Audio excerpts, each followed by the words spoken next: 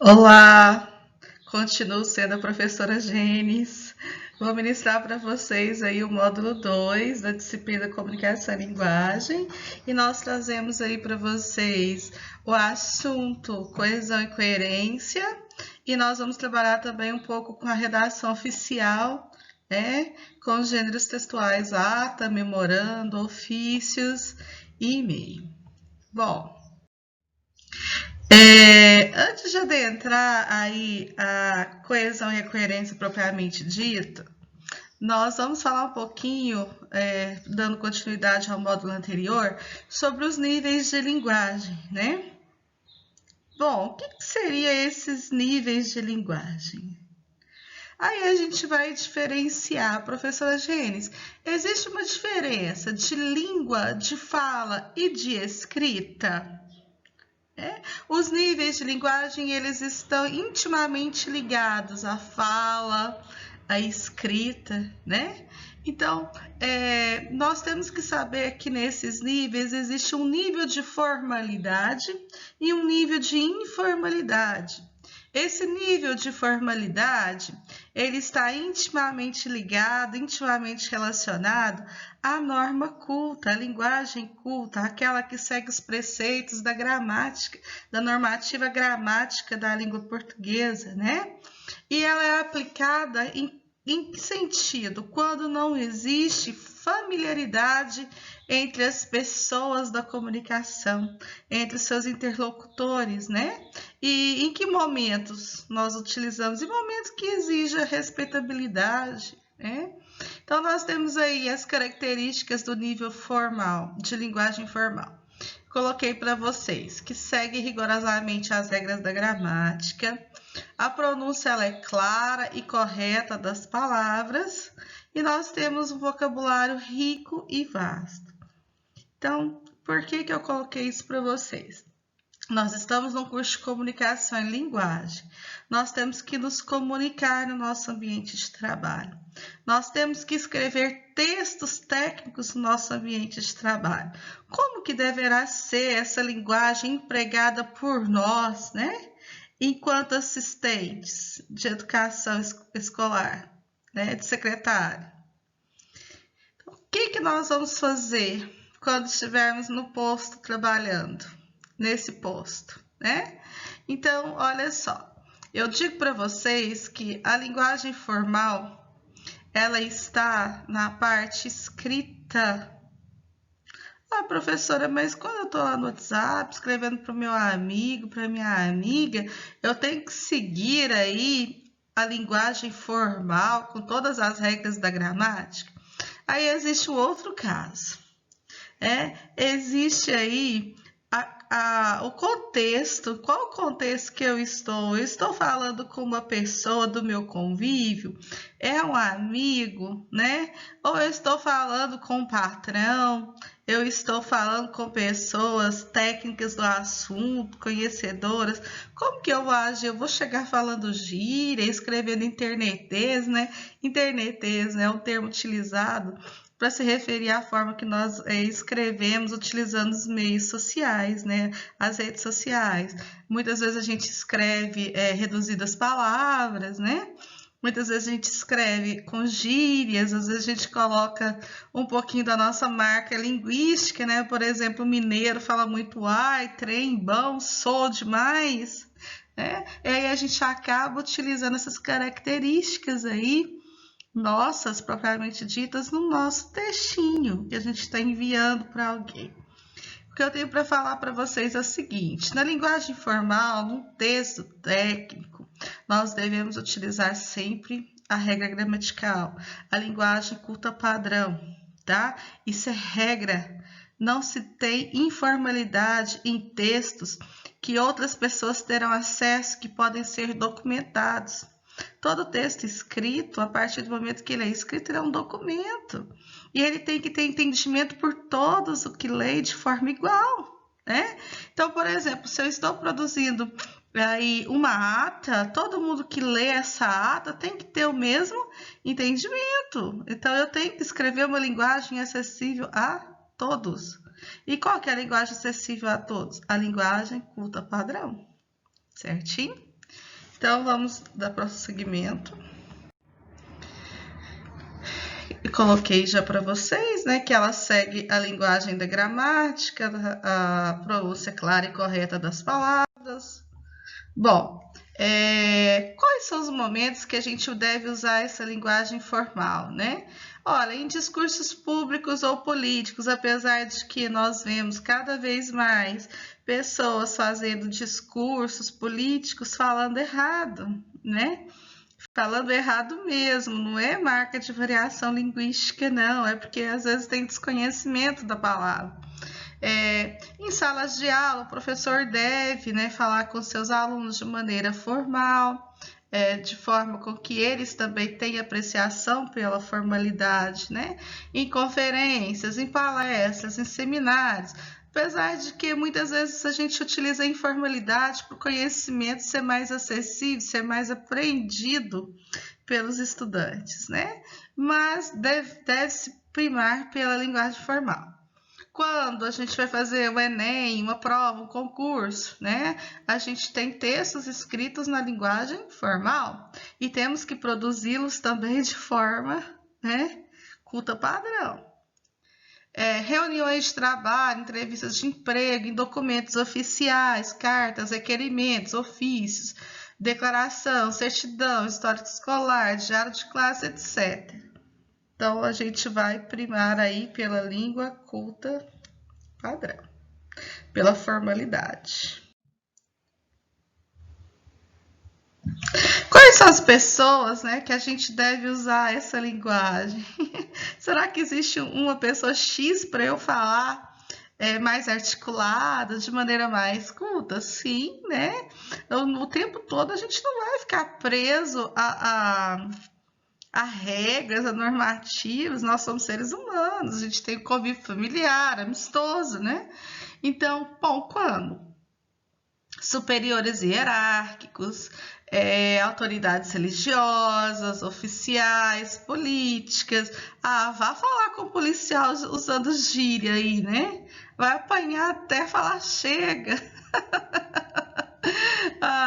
Então, um grande público ou um público desconhecido, eu não conheço a pessoa, vou chegar, e aí, pô, velho, tudo bem? Eu não vou, né? Então, a gente tem que ter escolha vocabular para falar, né, com certo tipo de público.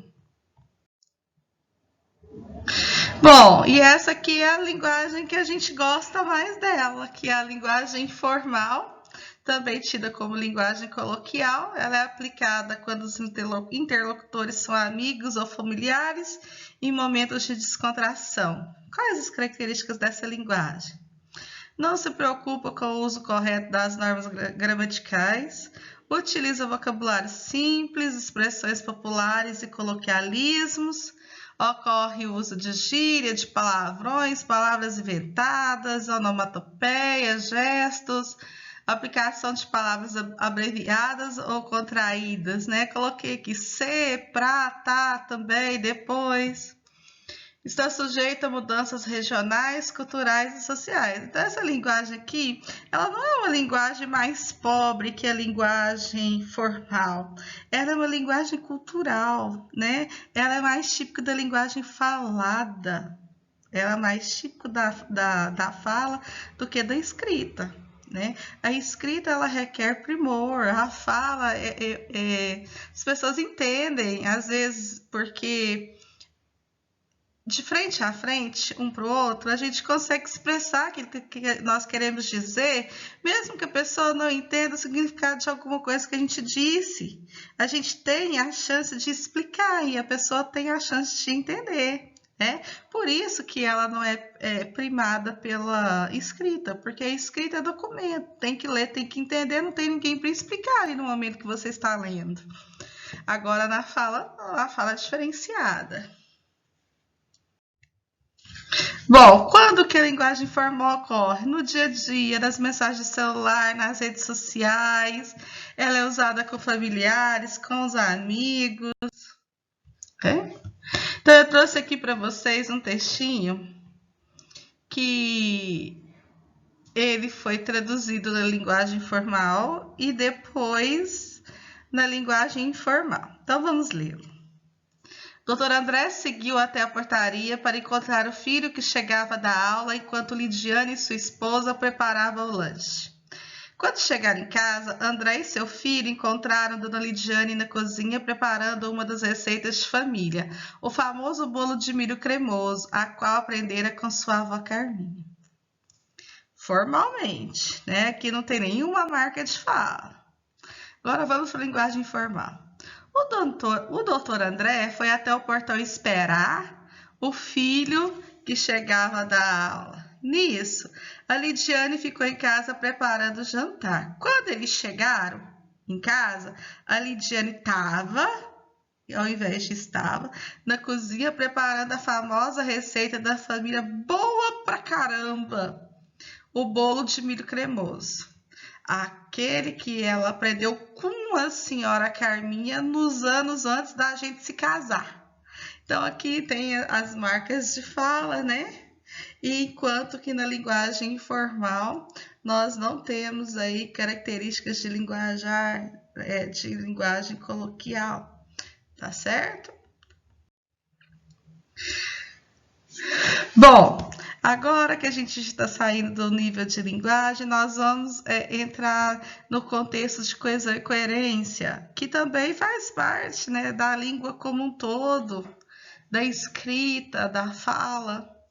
E aí eu parto do pressuposto de que vocês não sabem o que é um texto, para a gente começar a decifrar a partir de agora o que é um texto, quais são as características e como que se escreve um texto, né? Então, se eu chegar para vocês, começar a falar palavras soltas, por exemplo, fone, notebook, tomada, ventilador, janela, porta. Eu falei para vocês um texto? Não, eu falei um monte de palavras soltas. Um monte de palavras soltas, sem uma organização, não formam sentido. Se não formam sentido, não forma texto, porque a função do texto é comunicação, certo? Então, eu falo assim que o texto ele é uma unidade de sentido, né? E nele é imprescindível que as ideias sejam construídas com lógica, com coerência, né? E o que constitui esse texto? Nós temos palavras, nós temos orações, nós temos as frases, nós temos os períodos, isso tudo tem que estar, né, disposto de forma harmônica para produzir sentido, né? E quando produz sentido, né? Quando a gente consegue utilizar dos elementos coesivos de forma coerente. E aí nós vamos passar para o próximo slide para nós sabermos um pouquinho mais sobre o que é coesão e coerência. Então, olha aqui. Sempre na construção de um texto, a coesão e a coerência, elas têm fundamental papel, né? Por quê? Porque quando eu falei as palavras soltas, vocês viram que elas não produzem sentido sozinhas, mas a partir de um momento em que elas começam a se unir, estabelecem conexão, elas formam sentido. Então, eu trouxe para vocês aí que coesão vem de coere, né? De ligação, né? Então, eu tenho que ligar uma coisa à outra, né? Uma ideia à outra. Então, eu falo aí para vocês que é a conexão das palavras, né? Entre as frases de um texto, entre um parágrafo e outro do texto. Trouxe para vocês aí uma frase. Aqui, comprei um livro. O livro me foi muito útil para realizar a prova, certo? Comprei um livro, o livro me foi muito útil para realizar a prova. Mas aqui, eu tenho palavra demais, eu tenho uma expressão que repete, eu tenho uma palavra que repete aqui. Livro e livro logo em seguida. Né? O que eu posso fazer para ligar a frase A à frase B sem perder sentido? Substitui. Você vai lá pegar um conector que vai ligar, né, um termo a outro. Por exemplo, comprei um livro que me foi útil para realizar a prova. Que esse que faz referência a quê? Ao livro que foi útil. Então, eu não precisei escrever o livro novamente. Eu só usei um conector que me possibilitou referir a palavra livro. E isso nos textos fica formal, fica mais bonito e fica menos repetitivo. É essa que é a famosa coesão textual, certo?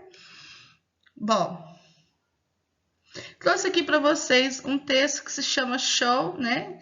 Ele foi retirado do livro da Koch e do Travalho, e nós vamos ler. Show, o show. O cartaz, o desejo, o pai, o dinheiro, o ingresso, o dia, a preparação, a ida, a multidão, a expectativa, a música, a vibração, a participação, o fim, a volta, vazio. Bom, nós vimos aí que é uma sequência escrita em estrofes, né?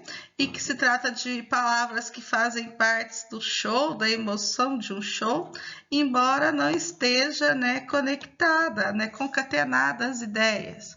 Mas a gente tem a ideia de que alguma coisa aqui faz sentido, né? As palavras, elas têm coerência com o sentido de show que está lá estabelecido no título do texto. Mais à frente, agora, eu vou trazer para vocês esse texto articulado, esse texto com elementos coesivos. Vocês vão ver a diferença entre coesão, né, em um texto sem elementos coesivos e coesão no texto com elementos coesivos.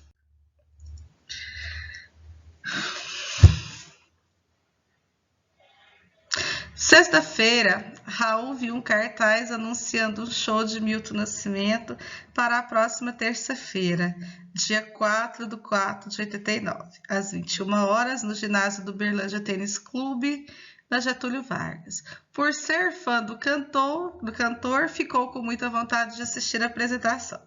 Chegando em casa, falou com o pai, que lhe deu dinheiro para comprar o ingresso. Na terça-feira, dia do show, Raul preparou-se, escolhendo uma roupa com que ficasse mais à vontade durante o evento. Foi para o TC com um grupo de amigos. Lá havia uma multidão em grande expectativa, aguardando o início do espetáculo, que começou com meia hora de atraso. Mas valeu a pena, a música era de qualidade, fazendo todos vibrarem e participarem do show. Após o final, Raul voltou para casa com um vazio no peito, pela ausência de todo aquele som, de toda aquela alegria. Então, aqui vocês podem perceber, né, que foram usados elementos coesivos, pontuação, né, marcadores temporais, por exemplo, lá, terça-feira, né, horário, dia, né, marcadores temporais. Então, nós temos aqui um texto, né, coesivo, tem elementos que produzem coesão num texto, né, e esse texto produz um sentido. Então, nós temos aqui vários tipos de coesão. E um deles é a coesão por referência, né? O que é essa coesão por referência? Ela é um dos tipos mais realizados em texto, né? E é através dela que nós evitamos repetições de termos. Então, eu trouxe aqui para vocês, olha, essa frase aqui. Os alunos do terceiro ano foram visitar o Museu de Língua Portuguesa. Aqui está escrito, os alunos do terceiro ano foram acompanhados pelos professores da escola. Então, essa primeira frase aqui, eu repeti ela na segunda frase, né? Os alunos do terceiro ano foram visitar o Museu da Língua Portuguesa. De novo, os alunos do terceiro ano foram acompanhados pelos professores da escola. Na mudança, eu eliminei, né? Eu coloquei, os alunos do terceiro ano foram visitar o museu da escola. Eu substituí os alunos do terceiro ano pelo pronome pessoal eles, porque eles referem-se aos próprios alunos, né? E o texto ficou mais harmônico e menos repetitivo. Então, é isso que nós temos que fazer sempre, né? Procurar primar por um texto, né, que exija de nós menos repetições, mais palavras diversificadas. E aí nós vamos ter uma coesão mais eficiente durante a produção textual. Temos aqui a substituição, coesão por substituição. Vamos lá. O que seria isso? São empregadas palavras e expressões que retomam termos já enunciados através da anáfora. O que é uma anáfora? A anáfora no texto, ela busca informações que foram dadas anteriormente. Como assim, gente? Vamos ver. Nós vamos pegar essa última frase aí, em vez de...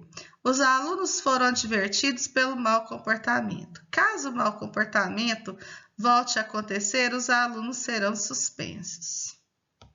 Bom, os alunos foram advertidos pelo mau comportamento. Caso isso volte a acontecer, eles serão suspensos. Bom, eles aqui é uma substituição, né? Eu substituí os alunos pelo pronome eles. E a expressão, caso isso volte a acontecer, né? O que volte a acontecer? Um mau comportamento.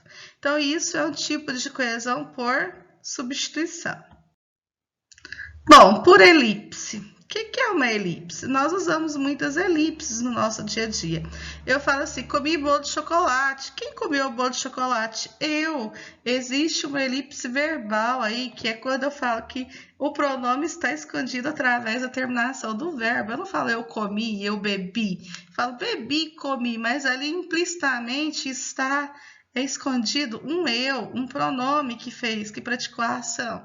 Então, eu coloquei aqui, ó, Maria faz o almoço e, ao mesmo tempo, Maria conversa ao telefone com a amiga. Então, ficou Maria, Maria, né? Como que eu faço para esconder esse Maria?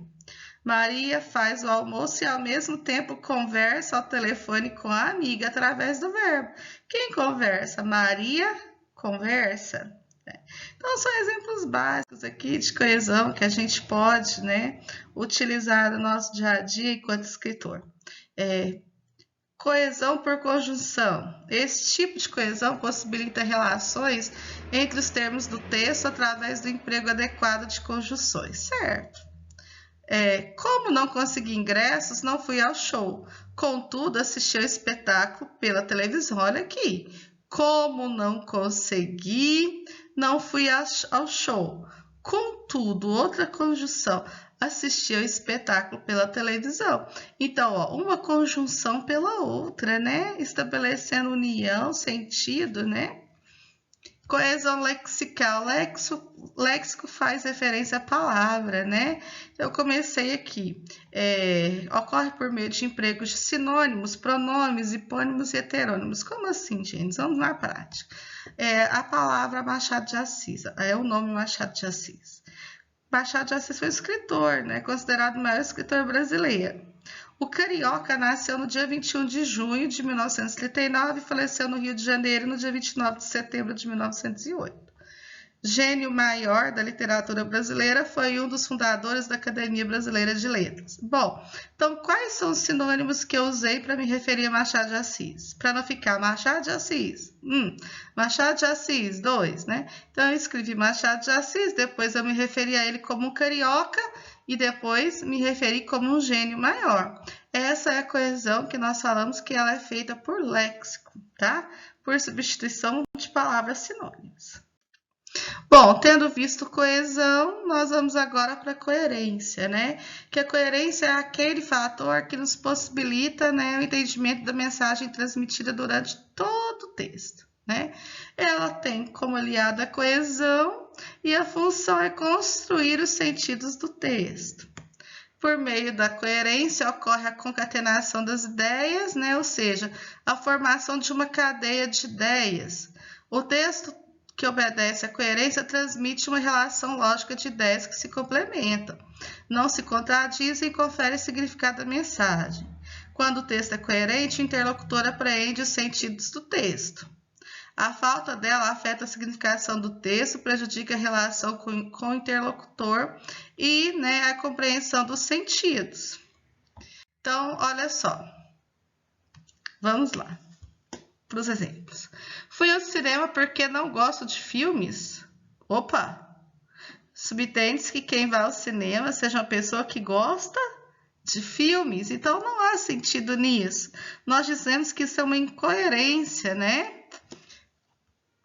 Bom, a coerência é um dos princípios da interpretabilidade, isto é, o texto é coerente para as pessoas que conseguem interpretá-lo, atribuir sentido a ele. Por isso, para estabelecer a coerência, isto é, para que o texto tenha sentido, são necessários alguns fatores. O primeiro deles é o conhecimento de mundo, né? A gente tem que conhecer tudo aquilo que a gente vai, por exemplo, escrever. Eu vou escrever, por exemplo, sobre cadeia alimentar, sendo que eu não tenho esse conhecimento. Como que eu vou escrever um texto coeso, coerente, com sentido, se eu não sei escrever sobre cadeia alimentar? Não é? Então, eu tenho que ter conhecimento de mundo para escrever. Conhecimento do meu idioma. Como que eu vou escrever de forma correta se eu não tenho conhecimento de idioma, né? Qual a intenção ao escrever esse texto? O que eu quero que as pessoas saibam, né? Quais os fatores que estão presentes nesse contexto de criação textual, né? Existe intertextualidade, existem outros textos que já foram escritos, né? Que eu posso me referir a eles, utilizá-los no meu próprio texto. Bom, a coerência ela é bem ampla, né? Eu trouxe aí para vocês um exemplo de incoerência. As crianças estão morrendo de fome por causa da riqueza do país. Adoro comer sanduíches porque engorda. Bom, elas são um pouco contraditórias, né? Porque, primeiro, as crianças estão morrendo de fome por causa da riqueza do país. Subtende-se que um país rico não exista escassez de alimentos. Não existam pessoas que passem fome, né? Comer sanduíches porque engorda, né? A gente come sanduíche porque é gostoso, ninguém quer saber de engordar, né? Na verdade, isso é um pouco incoerente. A não ser que seja uma pessoa muito magrinha, né? Mas aí, isso aí vai depender do contexto. Bom, finalizando aí, o básico da coesão e da coerência, né? É você saber que a coerência, ela existe, produzidos sentidos, né? E a coesão, ela é responsável por esses sentidos produzidos no texto. Então, agora nós vamos dar início à redação oficial, né? Com o primeiro tipo textual, aí, gênero textual que nós vamos analisar é uma ata, né? E o que seria uma ata? Ela é um documento, né, feito, geralmente manuscrito, num livro que a gente compra na papelaria, um livro de capa preta, bonito, capa dura, né? E a gente utiliza eles em assembleias, reuniões escolares, empresariais, encontros, conferências, por aí vai. Qual que é o objetivo, né? Registrar toda a informação e os acontecimentos de uma reunião de pessoas. Então, por exemplo, nós estamos numa reunião escolar para decidir, né, o que fazer com o dinheiro que veio do PDR, por exemplo, né? Estamos professores, estamos supervisores, diretores, então ali a gente vai colocar, né, no texto tudo aquilo que aconteceu, quem começou falando, quem falou depois, o que falou, como finalizou, o que ficou decidido, né? A ata, ela é um documento que depois o diretor da escola registra em cartório, né? Então, assim, alguém presente no encontro, né, fica incumbido de escrever a ata. Geralmente sempre sobra para um professor de língua portuguesa ou por algum secretário muito eficiente que escreva bem, porque a ata não pode ter rasura, né? Ela é um documento de comprovação, um documento que você vai registrar depois, então ela não pode ter rasura, né? Então ela tem que ter todas as informações fiéis, todas as discussões, todas as deliberações que foram resolvidas durante o encontro, certo?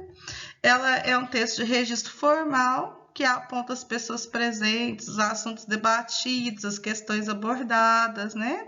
A gente fala que ela tem um caráter polifônico. Por que polifônico? Ela tem várias ideias, várias vozes ali dentro, né?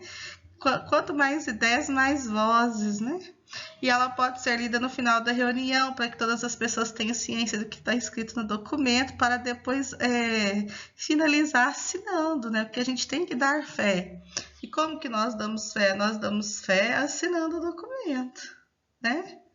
Então, As principais características, ela é uma redação técnica, linguagem formal, ou seja, segue a gramática, né? Polifonia textual, ela tem valor jurídico. E ela tem uma estrutura, né? Ela tem um título, uma data, um horário, local, os participantes, o que foi discutido.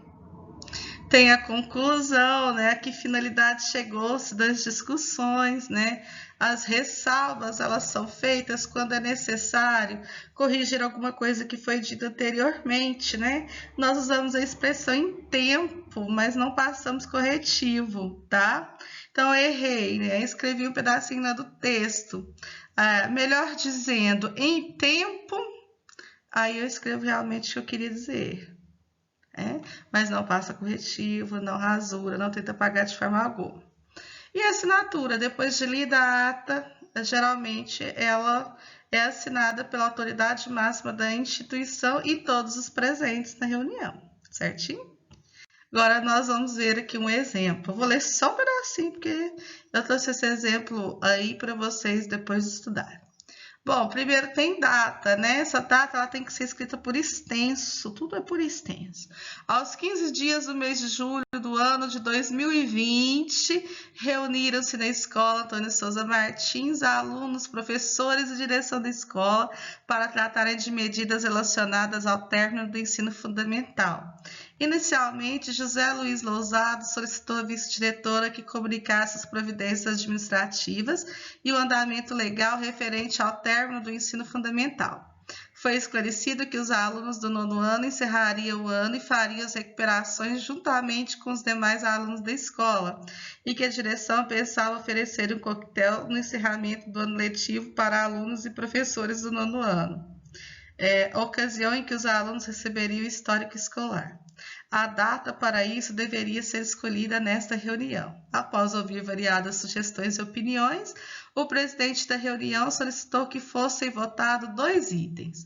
A escolha da data e se a entrega dos históricos escolares teria presença dos pais, com homenagem a alguns professores.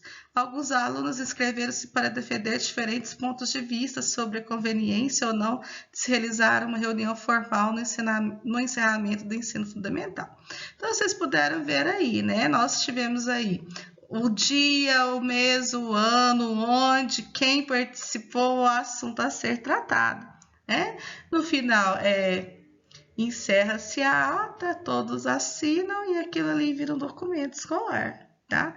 Prova de tudo que é feito na escola é feito numa ata, até mesmo, por exemplo, uma expulsão de um aluno, uma chamada de atenção de aluno, tudo tem que se fazer uma ata, certinho? Então, agora nós vamos para o próximo gênero textual aí, da redação oficial, que é o memorando, né? O que é um memorando? Um memorando é um documento de comunicação interna dentro da instituição. Então, quem recebe esse memorando? Né? Quem faz parte da instituição, né? Geralmente, diretores, supervisores, né? Parte administrativa, professores, né? De uma instituição escolar, por exemplo, né? É um texto que vai direto ao ponto, ele não é um texto que fica rodeando, fica cheio de informações, né? Ele geralmente é para você lembrar, né? De alguma coisa que você tem que fazer, né? É uma forma, por ele ser curtinho, né? É uma forma de ser lembrado mais vezes por quem lê. Deve constar, né? De preferência, uma página única na face da folha, então geralmente eu tenho uma folha de memorando e poucas palavras. É um texto de linguagem formal também, não é um texto informal, né? Então aqui nós temos algumas características. Eu coloquei que ele é um texto curto, ele tem linguagem simples, de fácil entendimento, ele é objetivo, ele é formal, é um meio de comunicação interna e tem como destinatários funcionários da empresa, certinho? Então, agora nós já vamos ver aqui uma estrutura, né? A estrutura do memorando, porque ela tem, por ser um texto curto, mas ela tem uma estrutura. Então, olha só, geralmente ela vem com o timbre da escola, da instituição, da empresa, né? vem como número do documento, memorando 1, memorando 2, memorando 3, né? Qual o número do memorando que foi usado naquele ano, né? Quantos memorandos foi feito? Se já está no terceiro memorando, é o 3. Né? E assim por diante. Local e data, remetente, destinatário com menção ao cargo que ocupa ou apenas ao setor, assunto, vocativo, qual o pronome de tratamento que eu vou utilizar para me referir à pessoa que está lendo o memorando, né? Então, a mensagem curta, uma despedida e assinatura e cargo da pessoa, né? Então, texto, né? Hoje todos os textos são informatizados, né? A gente já tem aí como que nós vamos formatá-los, né? Aí tem espaçamento de 4 centímetros após o timbre, né? E espaçamento de 2 centímetros após o assunto. Isso daí é típico característico do memorando. É uma estrutura fixa. E aqui eu trouxe para vocês um exemplo, né? Eu grifei para vocês aqui, ó, tudo que deve ter no memorando, né? Grifei timbre da instituição, memorando, para, de, local, assunto, corpo do texto e a despedida com a assinatura. Bom, o timbre da instituição aqui é o Colégio São Martinho. O memorando número 28, para quem? Para a Biblioteca São Martinho. De onde que vem esse memorando? Do setor administrativo. Cidade de Campina Grande, 18 de abril de 2010. Assunto, entrega de livros. Caro bibliotecário, ó, o destinatário aqui, ó, o vocativo. Caro bibliotecário, vírgula, isso é o vocativo. Vem informar que os livros que foram encomendados pela biblioteca da escola já chegaram e se encontram na direção. Aguardamos sua presença para conferir o pedido. Olha só, curtinha a mensagem, né? Querem que o bibliotecário vá logo, né? Conferir os pedidos que foram feitos. Desde já agradeço a atenção, atenciosamente, Dolores Silva Correia, diretora administrativa.